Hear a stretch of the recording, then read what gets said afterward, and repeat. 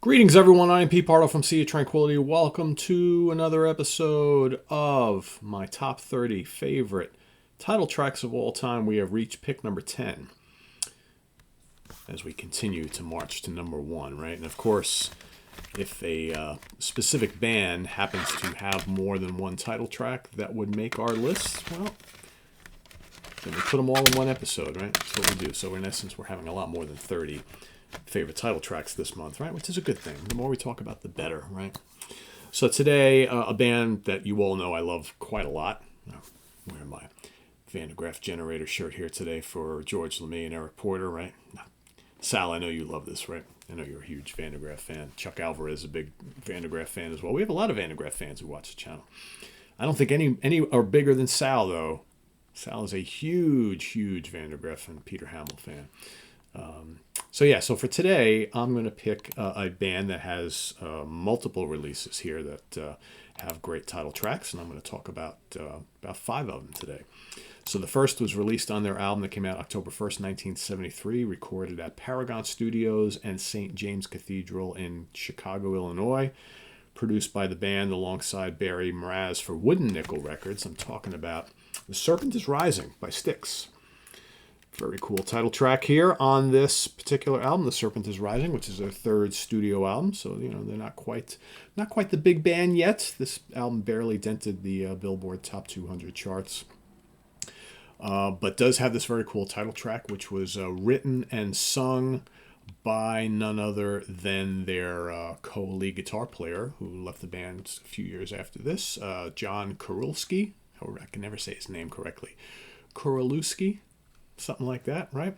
Very fine guitar player, also songwriter, and would sing some songs as well. He also sang, some stuff on this album as well, As Bad as This, right?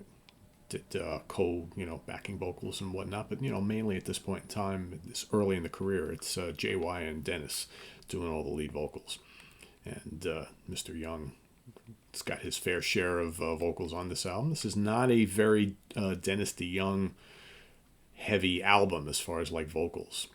He does sing, he sings The Grove of Eglantine, and he does sing alongside the other two guys 22 Years, but for the most part, and also Hallelujah, but for the most part, this is a very John and JY heavy album, and this is a really good song, right? Good rocker. There's a lot of good rockers on this particular album. Again, what is Styx at this point in their career? They got bits of prog, bits of hard rock, a little bits of boogie. It's, a little bit of everything. Really good stuff. Really good stuff. That's my first pick for today. I shouldn't put this away, right? Because I have this very cool one-way release that has 2 albums in one disc. And the next favorite title track is, of course, on the album released in October 1974, recorded at Golden Voice Studios in South Pekin, Illinois. Produced by Bill Trout and John Ryden for Wooden Nickel Records. Man of Miracles. What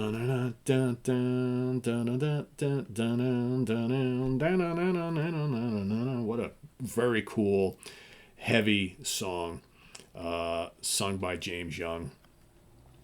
Man, that opening organ blast from Dennis DeYoung, and then the big guitar riff that comes up behind it, so much like Uriah Heep. So much like Uriah Heep. Again, this is the early lineup of the Pinozzo brothers, Chuck and John, on bass and drums. John Kurulski on vocals, guitars, and some keyboards. James Young on vocals and guitars, and Dennis DeYoung on vocals and keyboards.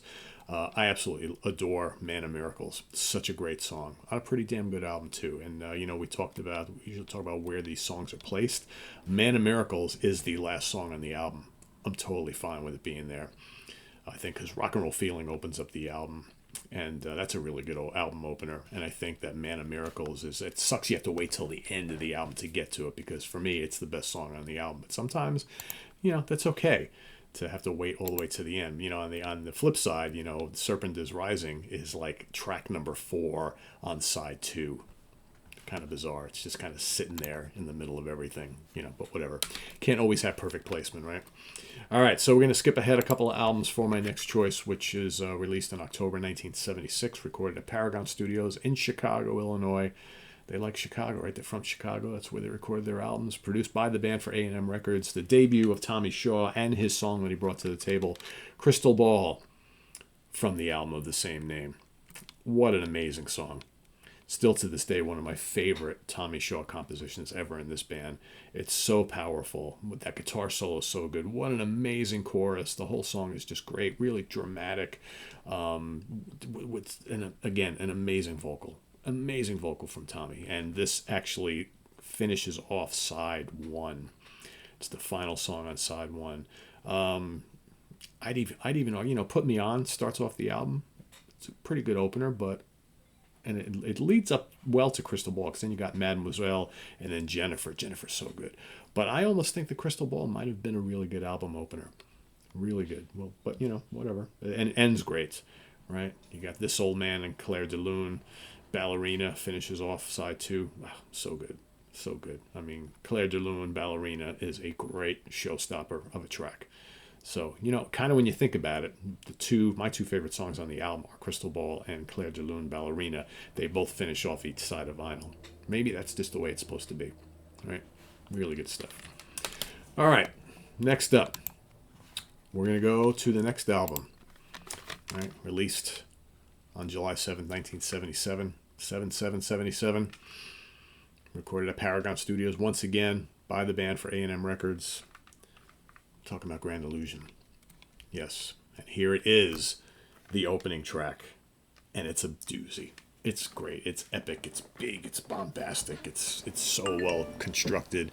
You got that amazing Tommy Shaw guitar solo. Great vocal from Dennis, right? But both Tommy and JY also contribute vocals on there as well. And it just sets the stage for this whole album of greatness, right? I mean, such a great sequenced album, right?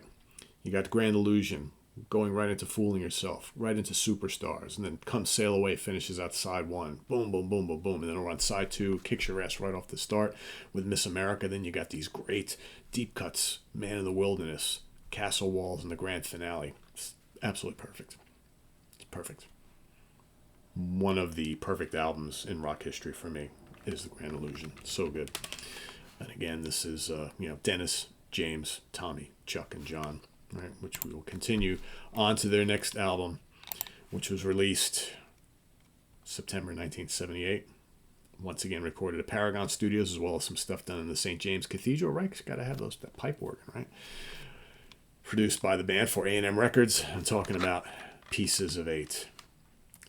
Pieces of Eight is so good, so majestic. And, it's kind of the showstopper. It's the second to last song on side two of the original album.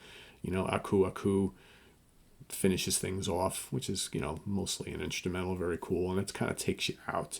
But like Pieces of Eight is the big kind of bombastic rocker to kind of finish off the album, and it's got an amazing vocal from Dennis, and it follows like some really heavy hitters. I mean, side two is so good.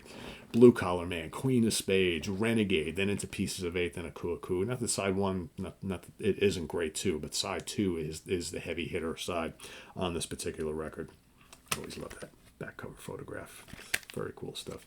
So, those are my picks for today. It's a day of sticks here on the countdown of favorite title tracks: Pieces of Eight, Grand Illusion, Crystal Ball, Man of Miracles, and The Serpent Is Rising. Those are my picks for today. Let us know what you think of these Styx classic title tracks.